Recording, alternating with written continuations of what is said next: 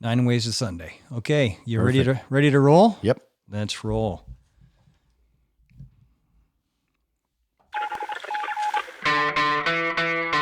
The Mikey Show Podcast. And here we go.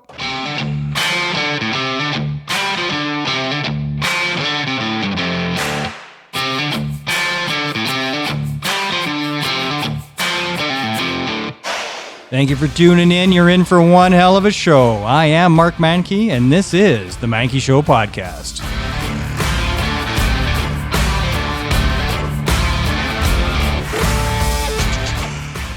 We have in studio today Terry Grant, the real Mantracker.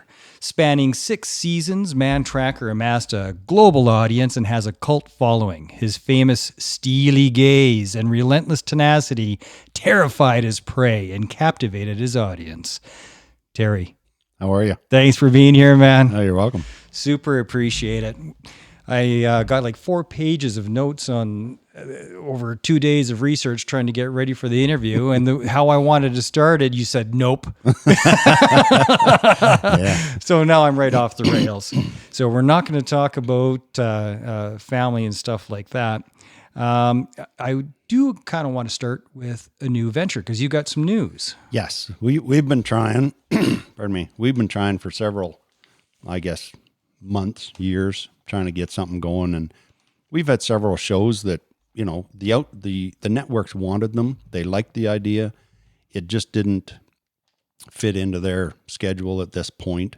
And they're scared to cut something else out in case they put ours in and it doesn't make them money. So we've got a thing now. It's going to be basically called Tracking Calgary Icons, the Armchair Conversations. And we're going to do it at Stage West. The end of September is going to be the first show. And we're going to have, it's an evening of interviews and stories celebrating the life and careers of Peter Marr and Cassie Campbell Pascal. So we're going to have them up there. I'm going to be the moderator, and together with Mike Visser of the Director's Chair and the Booster Club, we're going to put on an evening of entertainment for everybody there. And we're going to talk to Peter about his life and how he got to where he is today. And because he's a very interesting guy with the Flames and stuff, you know, the voice of the Calgary Flames and all that. And Right. really neat guy to sit down and talk to. So we're going to visit with him, and then Cassie's going to come on for a little while after that. And then they're both going to sit up there and take questions from the audience. So it's, I'm looking forward to it. It's going to be fun. And hopefully this is one of, you know, several of these evenings that we can put out for people. And we're trying to do like Calgary icons, people from Calgary that people know about, but they don't really know. And Peter Marr's one of those guys. He's got a huge history. I talked to him the other day for an hour, and I said, well, we're only going to do 45 minutes. And we only got from, when he was 14 up to 1980. And he's got a whole lifetime after that with the Flames, and the stories the guy has is amazing. So, Well, let me know if you want to borrow the studio for some of those. yeah, well, we might need to. It's going to be pretty fun. I'm looking forward to it. Oh, that's fantastic. And there's such a raft of talent down here too. Oh my gosh. There's so many people that somebody might know the name, but they don't know him at all. Yeah. And that's what this is going to do. It's going to, you know, how Peter started out in the business and how his life progressed and who helped him along the way and stuff like that nobody knows. And You got Ian Tyson on your radar? no, not yet. All right. There's Ian Tyson, George Canyon. Yeah. Yeah. Mr. T, we call him Mr. T. When I was working down at the OH, he came out and rode with us a few times. And that song, Doc Summer Wages, that's about a stud horse he owned. And Okay. he was actually riding that horse that day. So it was pretty cool. Well, let me know if you need to get a hold of Theo Fleury. He's been on the show here. Oh, is that right? Yeah. Twice actually. Oh, cool. Yeah. He's a fantastic guy. Is that right? He's a fantastic I've guy. met him once at a poker tournament for like 13 seconds. That was about it. That was about it. I'll hook you up. A little known one. You remember Cheech and Chong? Yep. Well, Chong's from Calgary. Oh, is that right? Wow. He's originally from Calgary, so that would be an interesting one. Well, that'd be more than interesting. Yeah. If he's willing to come back, that is. Yeah. I wonder if he rides a horse. So what's you've been trying to get back on TV for a while then? Yeah, I've been trying. I wanted to do a show. It's called The Cowboy Way. Okay. And it kind of highlights cowboys and the cowboy gear and stuff like that. And, you know, as a cowboy, if somebody's riding down the road on a horse, I can tell you kind of what part of the world he's from just from his outfit. You know, his chaps, his spurs, the type of rope, the saddle. What about the riding style?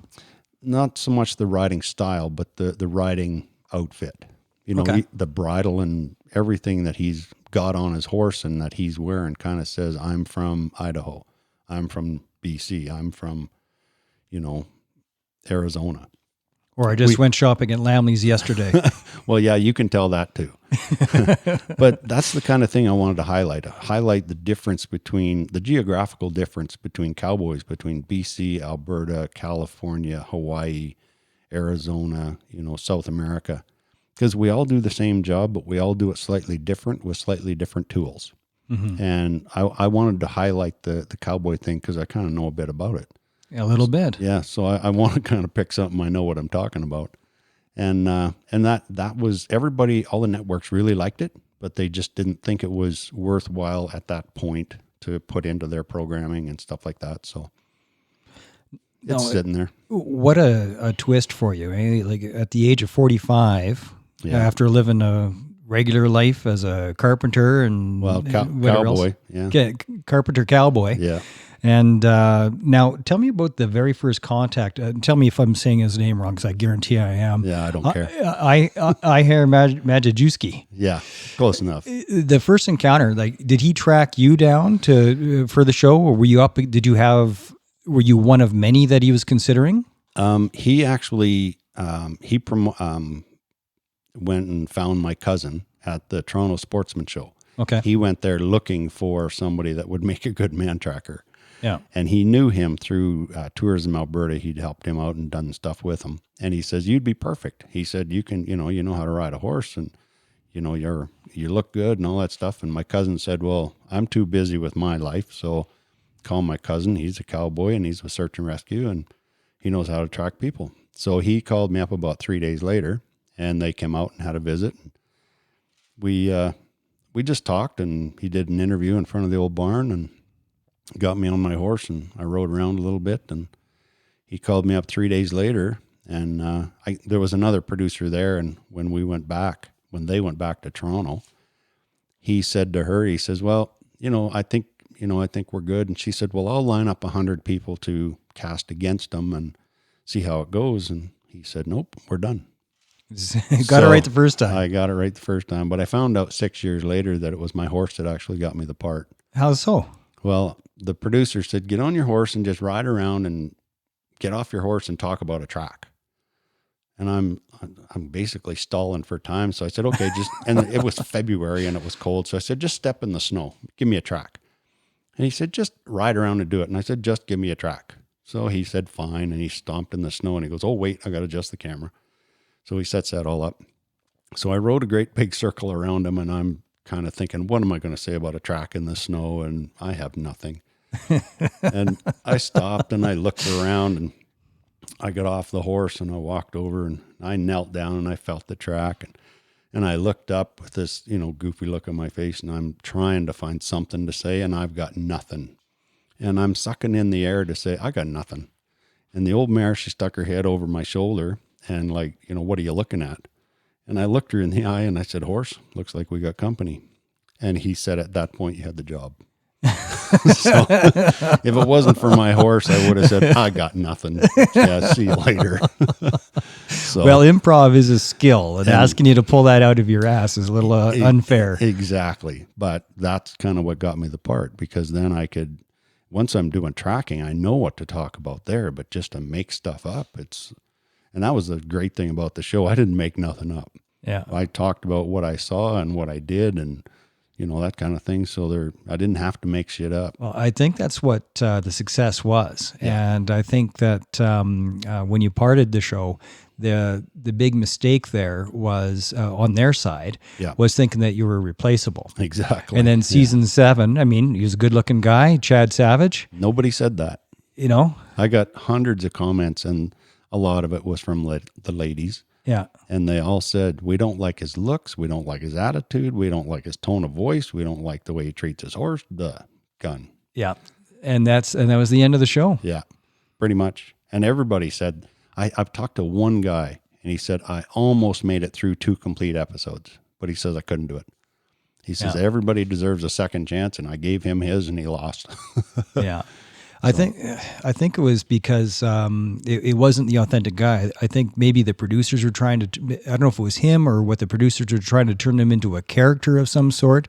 It's like they were trying to make Mantracker 2.0 bigger, better, stronger, tougher. And but it was I think it came across that he was an actor. Yes. Yeah. I think that's what came across. Which he was, because he wasn't that good at tracking either. So yeah. I've heard that the producer paid for him to take a 3-day tracking course. So oh shit. Yeah. So and he's been on TV before with a few hunting shows and stuff, but yeah. You know, I watched a couple of those and they weren't all that good either. So you know, if the people don't like you, you're going nowhere. I think the world is just begging for authenticity, Terry. Mm-hmm. Yeah. You know, for the real deal, authenticity. And like you've said in a lot of interviews, it's like, I wasn't acting. That was just me. Exactly. And I mean, they might be doing stuff in post-production to ham it up a bit, but you were you. And that was the sell of the show. Yeah. Yeah. I didn't act. There was no screen. There was no script. There was no acting. I wasn't told what to do or what to say or nothing. The very first show we ever did in the Yukon, we went, me and Chuck. Whereabouts in the Yukon were you? Just outside of Whitehorse, Fish Lake, I think it was. And my guide, Chuck, and I, we were showed where the start was, and away we went down this gravel road, and we could follow the footprints, and we got to a T in the road, and the footprints disappeared. And I looked around a little bit, and I looked at my cameraman, and I said, okay, what do I do now? And he looked at me with this deer in the headlights look and says, I don't know. I'm here to film you. I have nothing else to do. And I said, so you're not going to tell me what to do and where they went or anything? Nope. I'm here to film you. And I went, holy crap, I got to really do this. And that's when I kind of sat down for like 1 minute and I went, okay, if I was doing this, what would I be doing? And then trying to remember all the stuff about tracking people. And then I went, oh yeah. So I backed up, found my last track, and I looked around and I went, oh yeah, there you go. The line in the grass, they've cut a corner. And then we went around the corner and found their tracks again. And the next hour I was freaking out. I'm like, man, if you don't do this right, you're going to lose every one of these things. So, yeah, and it was tough because I got no help from nobody. I wasn't even told I was told that they have a map and a compass and they have 40K to get to the finish line. I got to catch them before they get there. No, you didn't know where the finish line was, I have no clue. Really? All they did, they showed me where the start was. And after a while, about season 3, we would be parked in the bush with my cameraman and he'd say, yeah, flare's going to go off over there somewhere. And they generally have how many Ks to cover? 30 to 40. So they got a 30 or 40 to cover. You don't know where the finish line is. No clue. So you don't have a vector. I don't even know where the start is until the flare goes up and my guide gets me to the flare. So the flare is the start point. Yep. So you see the flare and you go there. Yeah. And we could be a mile away from the flare. So my guide has to get me to the flare where he thinks the flare went off. Then we have to find the start. Then we can go from there. It's actually amazing. And you caught about 65, 70% of them? 70%, yeah. Averaged over 6 years. And it was not stacked in your favor at all. No. It was like most of the time, thankfully, one day would be better for them and one day was better for me. And quite often, if the first day was better for me and the second day was better for them, I didn't win. No, what constituted a capture? Did you have to get the rope around them? No. Because that looked cool when you did that. I know. That's the first time I ever had a horse I could rope off and open country. Yeah. Lots of times I had a horse I could rope off, but I'm stuck in the bush where you can't rope. And other times I was in the open and I tried roping off a horse in Invermere one time and just about got thrown off because I threw the rope out and the horse went the opposite direction. Now, most of these horses weren't your own, right? I never rode my own. Never rode your own horse. I would get there on Tuesday. They'd show me my guide and my horse Tuesday afternoon and say, there you go, we start tomorrow. Your favorite horse was Puddin'? Yeah, she was a pretty good horse, that one. Do you ever visit? Does she write? No, no. And as good as that horse is, one of the best horses I've ever rode was that horse. And that's the one that's on the start of every show. And that horse was marvelous without a fault. But the first time I rode her, it took me a half an hour to get her across a set of railroad tracks. So, and I'm like, holy crap, I'm running out of ideas here to try to get this horse across these tracks because these guys are leaving. Yeah. And it's day one at 10 o'clock in the morning. And it's like, there's nothing but railroad tracks in the Yukon. So, but by the end of it, she would almost walk down the in between the tracks, stepping on the logs, on the trestles. She was really good after a while, but that first half hour getting her across that tracks was kind of trying. How did you do it? How did you coax him? I asked because I was on a outback sheep hunting trip on horseback. Oh yeah. That's my most horsey thing I've ever done. I think we're out there for 2 weeks, and these trail nags would go out like they're broken in half, Yep. but they'd go home like they were thoroughbreds in a race, Yep. Like there was lightning under their ass. Yep. But to get them to leave a trail, like even an inch, Oh yeah. you had to be rough with these guys. Yep. Like there was no way to do it horse whisper, gentle, No. cajoling, positive reinforcement way. Like you had to be rough with these horses or it was not going to happen. Yeah. Well, this one here, I finally laid a bunch of, I covered up some of the tracks with dirt. Okay. And then I threw some leaves and stuff on it. And then she walked across. And once I got her across, I was away from home. I moved a bunch of the leaves and I walked her back across because she's headed home. She doesn't mind.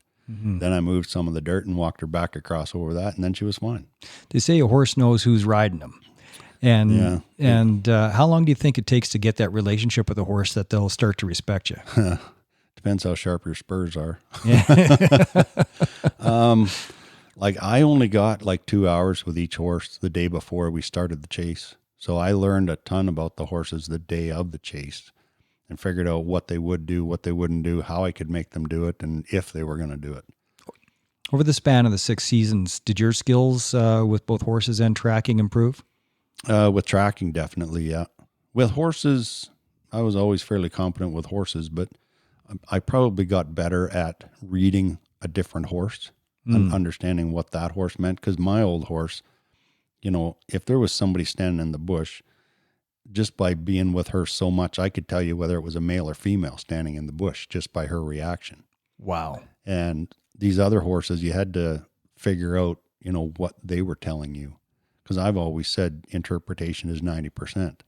So how I interpreted what that horse was telling me was 90%, whether I figured out what was in there and whether I caught the people or not. Once the horse figured out the game, did any of them start to get excited about the hunt and actually want to find them? Oh, Puddin'. Is that right? She was amazing. I rode her, I think, 5 or 6 different shows.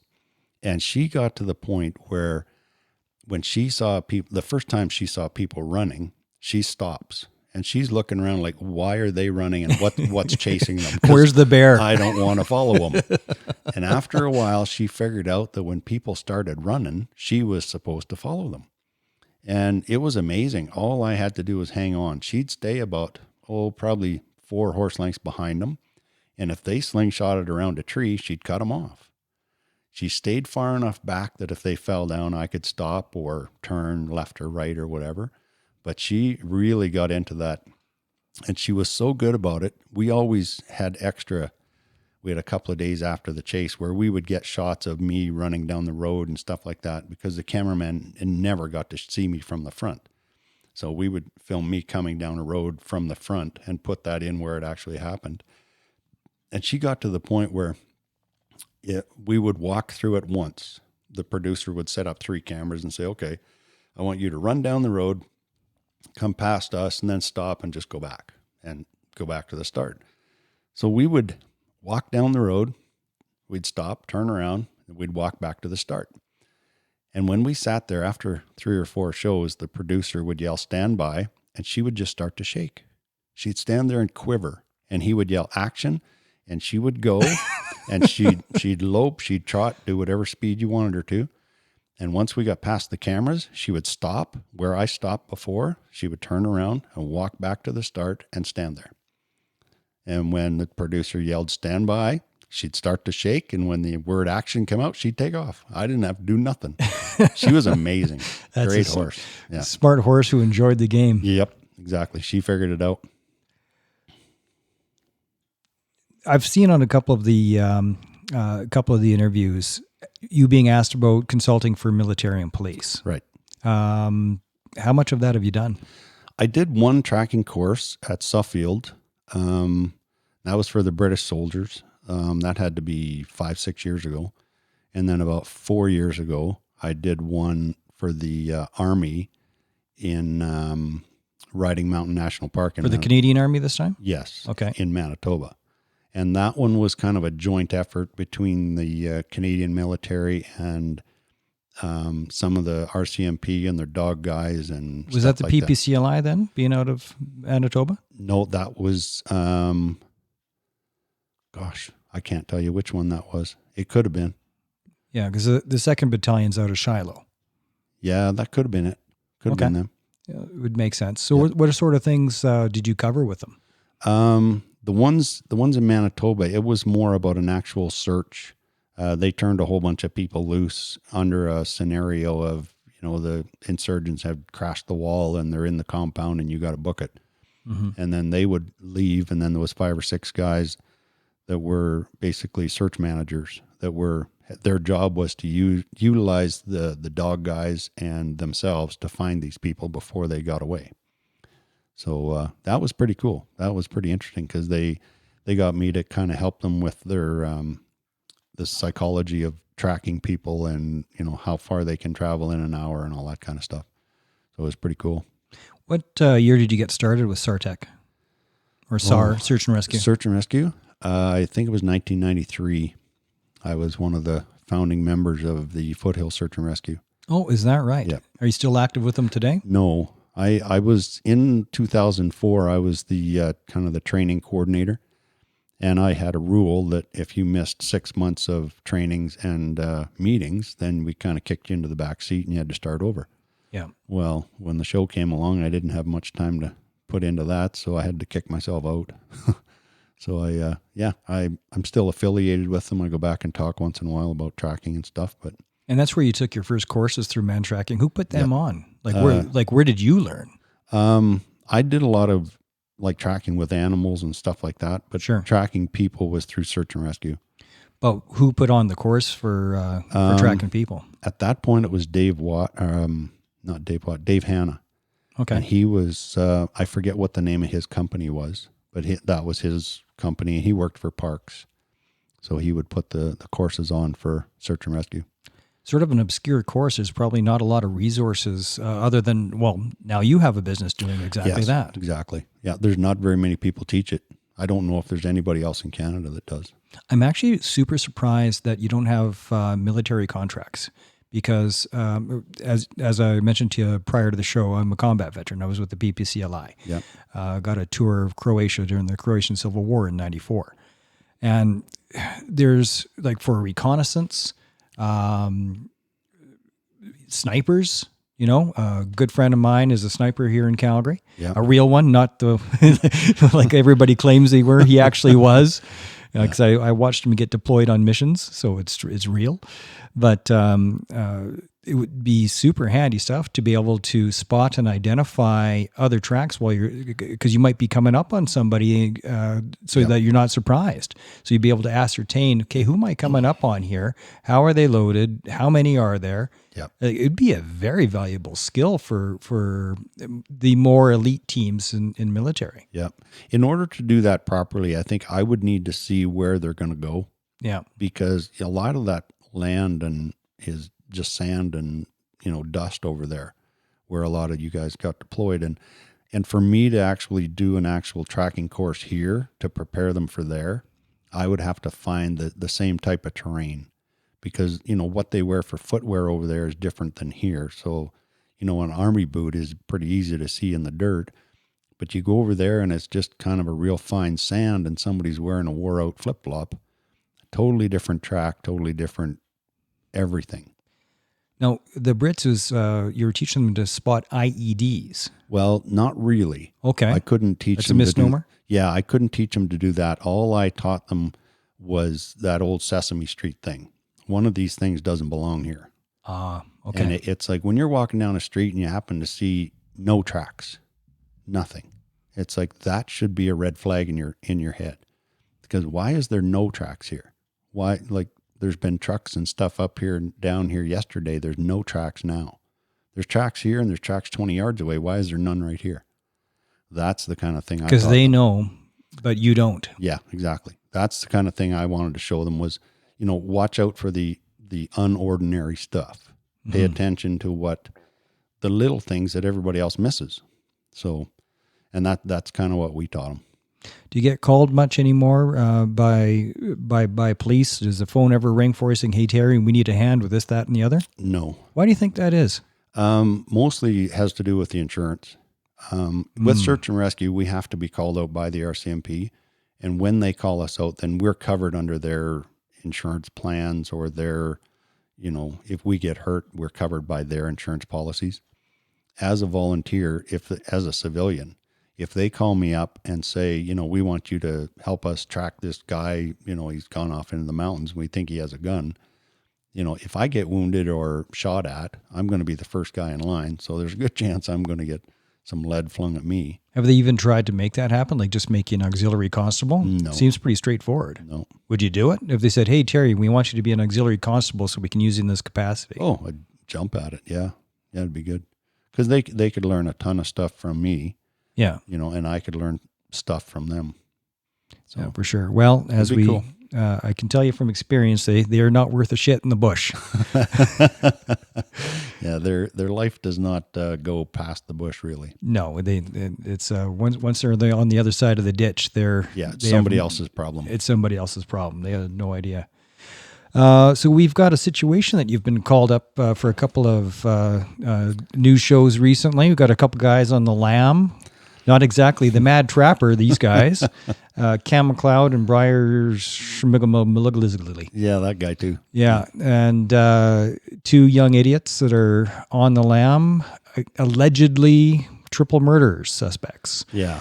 And you were stumped, but because you're not on the ground, you don't have. It's sort of unfair to call you and say, "So what should we do, Terry?" Yeah, exactly. You don't have any of the information. Yeah. If I had all the information the RCMP had, I might look at it a little differently. Mm-hmm. But they're going with what they think is right, and I can't doubt anything they're doing at all because I'm not there and I don't have the information they do. On a scale of 1 to 10, 10 being an absolute certainty, how likely do you think that they're dead? Oh, it could be a 2. Oh, you think they're surviving? Yeah, I'm not convinced they're there yet. Where they're looking. Yeah, I'm not convinced they even went there. Well, the burnt vehicles things is a pretty classic red herring. It is, but were they seen leaving that vehicle and walking into the bush? That's the part I want to know. Because they could have met somebody in Flin Flon or the Paws and said, "Hey, Joe, take my car up there to that spot and burn it. We're going to go to Winnipeg." Yeah. And unless there's somebody that says, "I saw 2 guys walking away from that car into the bush wearing this and this and this, and it matches what they're wearing," then okay, they're probably in there. Well, they would have done a lap around the cars with the dogs, and if the dogs didn't pick up a trail, then they're not there. Yeah, but why did they stay so long? Yeah.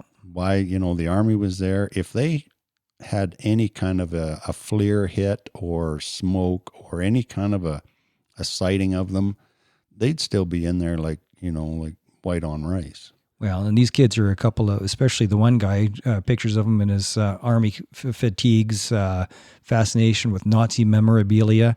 I mean, these are a couple of wannabes. These are not guys that will last more than 2 days in the woods.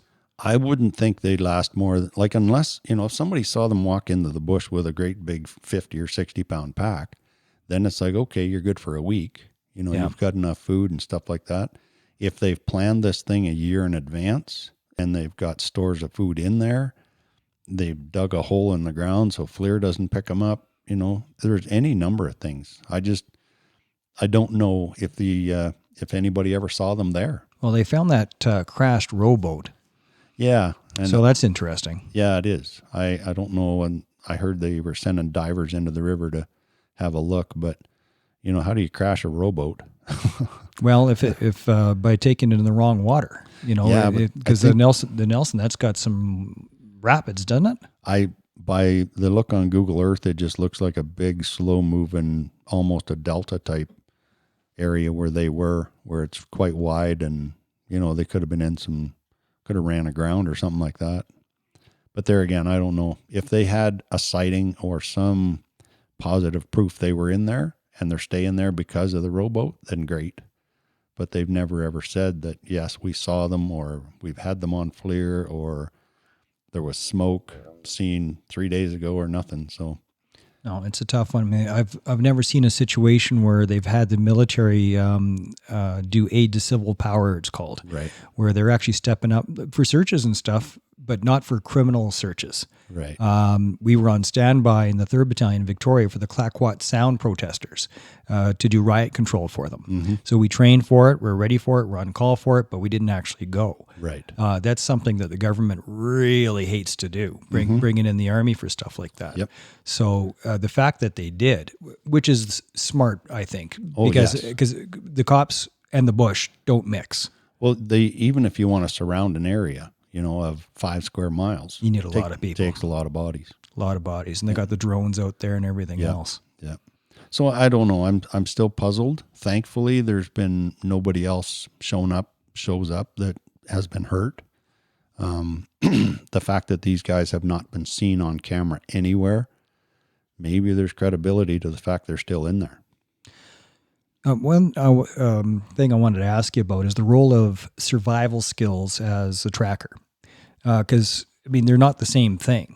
There's some interchanging skill sets there. Yep. There's some overlap, but they're not the same thing. No. Like you're not Bear Grylls or Les Stroud, but they aren't you. Right. You know, Yep. So how much overlap? Like how much actual survival skills do you need as a man tracker? Well, you know, I needed more as a cowboy, as a guide in the mountains with a hunter.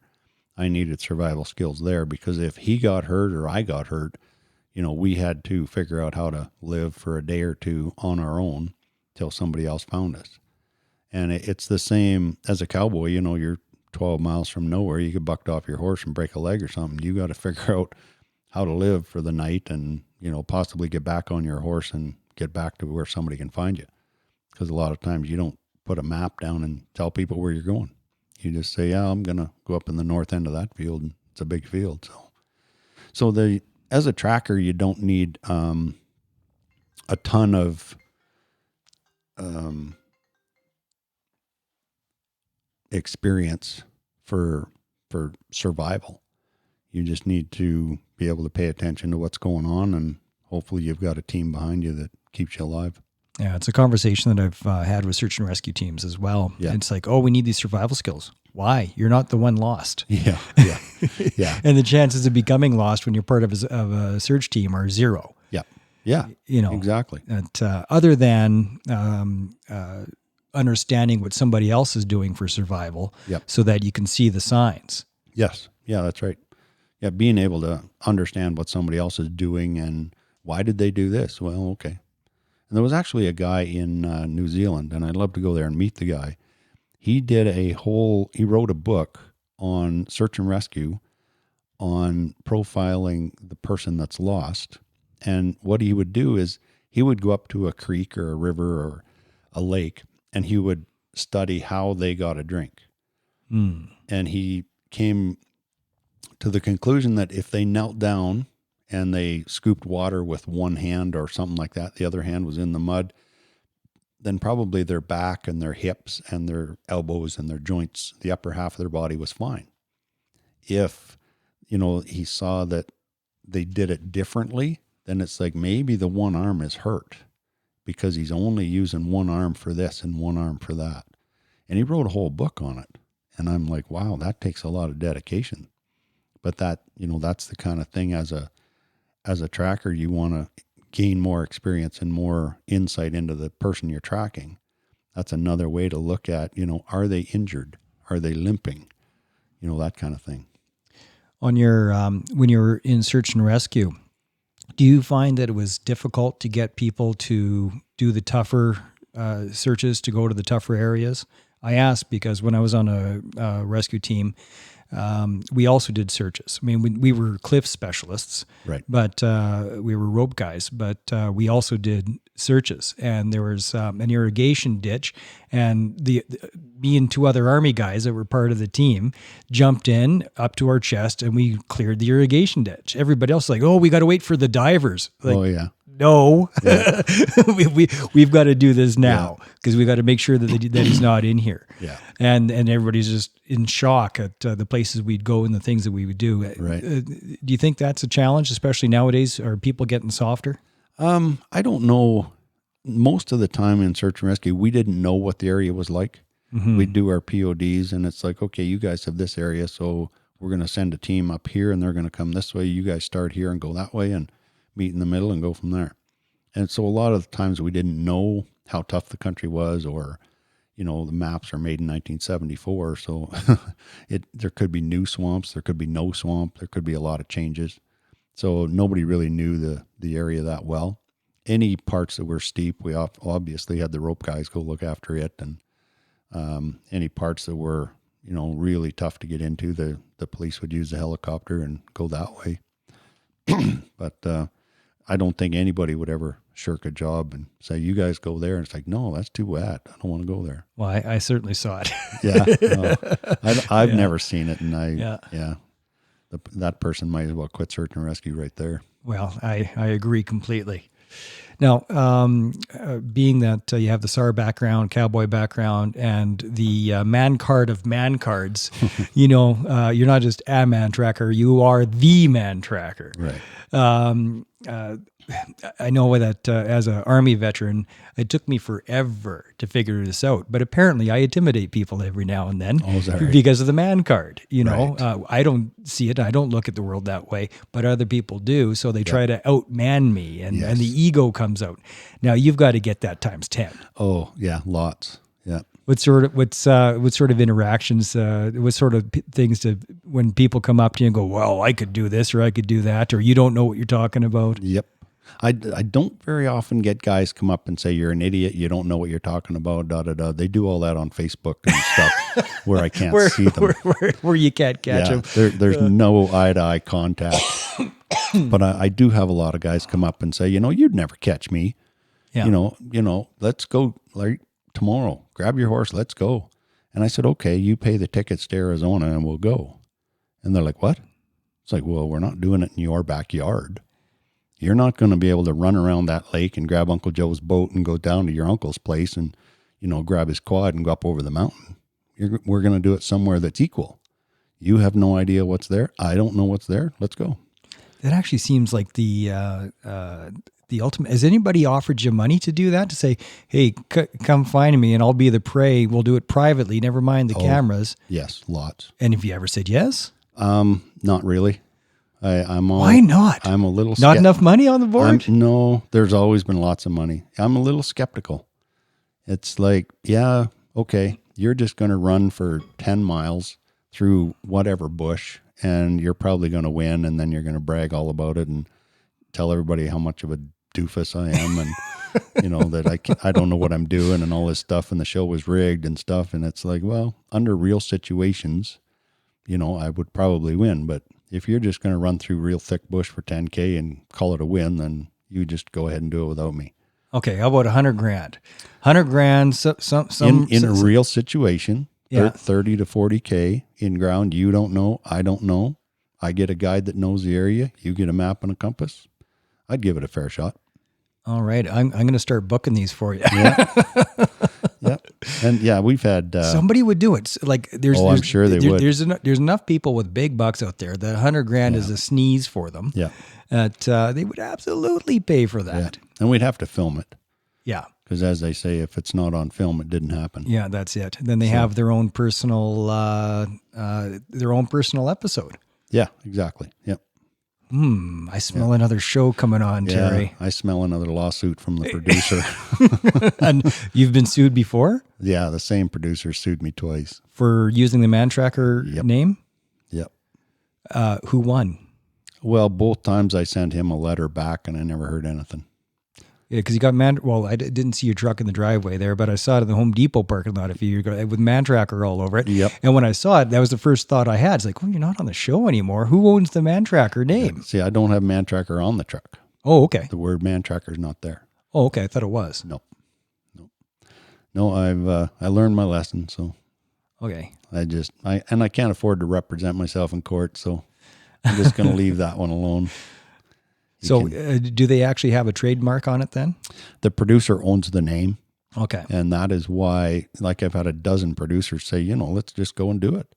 It's like, yeah, well, okay, if you fight the producer about the name thing, because he will never let anybody use that name. That's his. Why not Manhunter, Cowboy Manhunter? Yeah, you could do something like that, but he'd probably still come after you.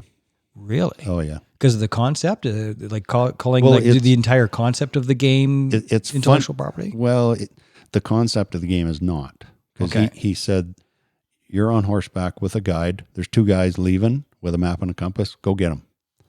That was the extent of my training from him. Okay.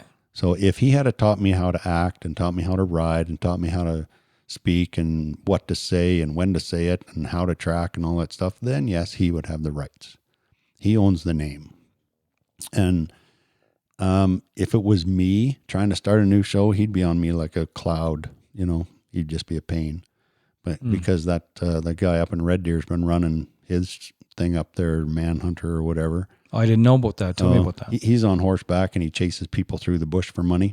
Okay. And he's been doing that for 9 years. I didn't know that. Yeah. Producer has never called him up and said, you got to stop. Or What does he call his business? I forget exactly what it is, but it's basically 2 to 6 people head off into the bush and he's on horseback and they got like 100 acres or something. And he rides up and catches them and some of them win. And I think they have 2 or 3 flags they have to catch. But the producer's never bothered him. So, cause that's not me. Right. If it was me doing that, oh my gosh, he'd have the army after me. So that bridge is 100% burnt. Yep. Oh yeah. Yeah. He did a good job of that one. Oh, is that right? Mm-hmm. And if he was ever to have a change of heart, apologize, is there any way to mend that fence? He tried. He called me up, and after he screwed things up so bad, he says, look, we got to sort this out. He said, we got to figure this out. And I said, yeah, okay, I'll get a contract together and send it to you and you can read it over and sign it. He says, well, no, you got to sign my contract. And I said, no, I did that last time and look where it got us. So Yeah. if you're not going to sign my contract, we're done. He says, well, I can't do that. And I said, well, we're done. And I hung up. So yeah, he's not prepared to work on my rules and we're not doing it. Yeah, and that's it. He screwed it up the first time because he wouldn't sign his own contract. So yeah, that's the way it goes. So if you could do it with a legal shield, say some other producers come up to you and go, Terry, Jesus, the show was great until season 7. Yeah. I'd jump at it in a heartbeat. You do it in a heartbeat. Yeah. Just got to do it in a way that you're legally insulated. Exactly. Yeah. And the funny part about it is he did that show, Finding the New Mantracker. And I thought, I watched it down to the last 4 guys and I went, okay, that guy's really good. This guy's probably second. And that guy's completely out. And that guy's like, way down the list. The guy that I said would not get the part got the part. Yeah. The other 3 guys were better at everything and they didn't get the part. So I don't know why that is. Must have been a personality thing, just the way that it struck him. And that's Could the have way, been. that's the way that he went. Yeah. I don't know what it was, but in my way of thinking and everybody else's, he picked the worst guy he could. Yeah. So. And let the best guy go. Yeah, exactly. Yeah. Because he wouldn't want to play ball. I don't know. Yeah, pretty much. Oh, man. Well, I think we're about there, Terry. Cool. Is there anything that people should know that they don't know about Terry that you're willing to, because I can't ask you about family. Yeah. No, that part's kind of off limits. All right, I'll leave done. that alone. Yeah. No, I'm just so everybody does know, I'm not going to Manitoba to help look for those guys. All right. It's all over Facebook that I am, but I don't know who put it on there, but it wasn't me. And What's- I'm not going. there's, especially with the celebrity status that you have, there's got to be all kinds of bullshit out there. What's the biggest piece of bullshit that people say about you that isn't true? Oh, what week is it? There's lots of times I'll get people. I know so many people all around the world because of the show and the guides and the prey and stuff like that.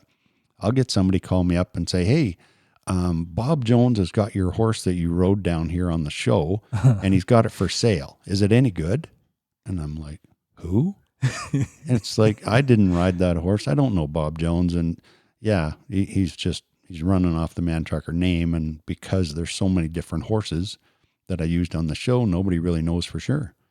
And I've had that probably 5 or 6 times. Or people are saying that they're best buddies with you, or you rode their horse, or yep. So you got all kinds of friends that you never met. Exactly. Yeah, tons of them.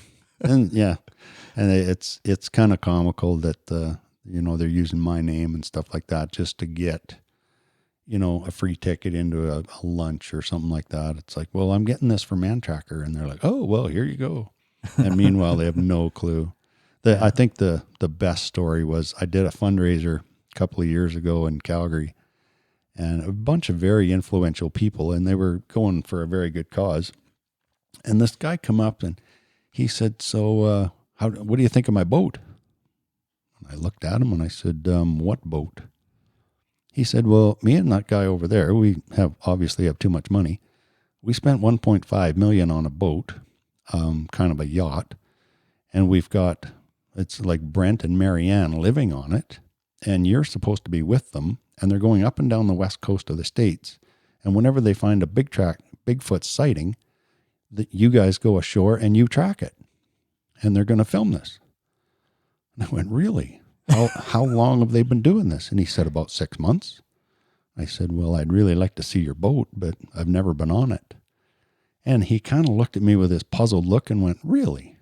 Well." And I said, "Can I go with you tomorrow when you go talk to them?" Because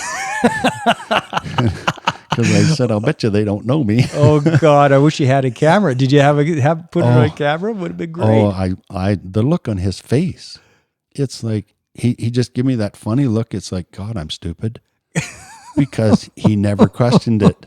These people knew him, and he spent $1.5 million on this yacht, and they've been living on it for 6 months, and he's been paying the whole shot. Oh God, and they've just been having a 6-month holiday.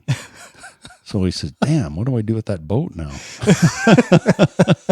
So, and I got his number and stuff, and I called him up, and about 2 weeks later, and I said, "Did you get it sorted out?" And he says, "Yeah, we're going there tomorrow. We're just saying, yeah, we're coming out." And he's going to spring it on him. So I wish I could have went. Oh man, well, do it on camera, because it would be hilarious. Totally busted, eh? Yeah. Well, there's a show right there, Terry. Mantracker's friends that he never met, and then go and meet him, get it on camera. Yeah, there's probably no shortage of that. No, there's quite a few people out there that say they know me, and they've bought this off me, or they've done this. And most of the people that have bought some of my furniture or stuff like that, they say, "Yeah, it's Mantracker built this for me," but they don't advertise it, and they don't use it to get personal gain or anything. So. But it's pretty fun. Still building a lot of furniture? A little bit. The economy's kind of slowed it down a whole bunch, because a lot of people don't know if they have a job tomorrow. So they're not interested in buying a new table or something like that. So yeah, the disposable income. Yeah, hopefully in October when things change, then people will be a little more optimistic. How can somebody get a hold of you if they want some custom furniture built? They can go to Terry at trackingwithterry.com. Terry at trackingwithterry.com. Yep. All right, brother. Thank you. Thank you so much for being here. I do appreciate it. All right. And here we go.